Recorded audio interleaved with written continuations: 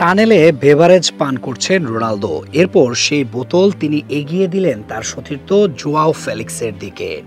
Messi promotion করেন beverage আর Ronaldo promotion করেন পানি।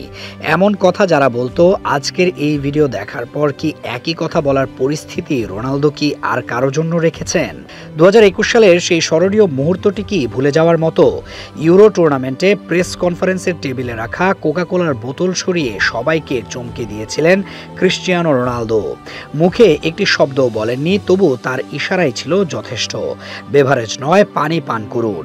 সেই এক মুহূর্তে পৃথিবী জুড়ে আলোচনার ঝড় উঠেছিল। স্বাস্থ্য সচেতনতার প্রতীক হয়ে উঠেছিলেন তিনি। কিন্তু সময় বয়ে গেছে 4 বছর, আর সেই ঘটনার সিদ্ধান্ত, বার্তা ও দৃঢ়তা সবকিছু যেন এবার পাশ কাটিয়ে গেলেন রোনালদো নিজেই।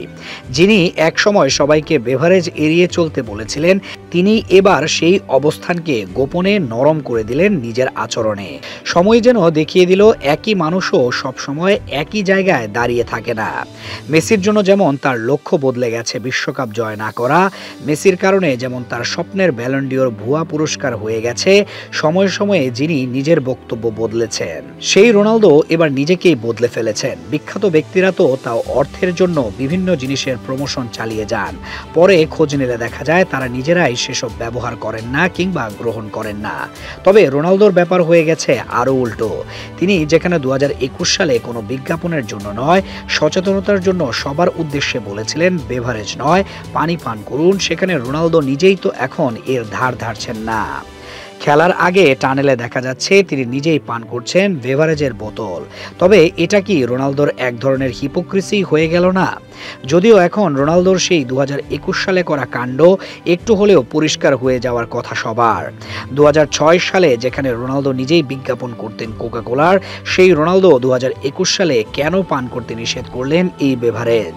তাও না হয় মানা যেত যদি তিনি নিজে সেটা এড়িয়ে চলতো।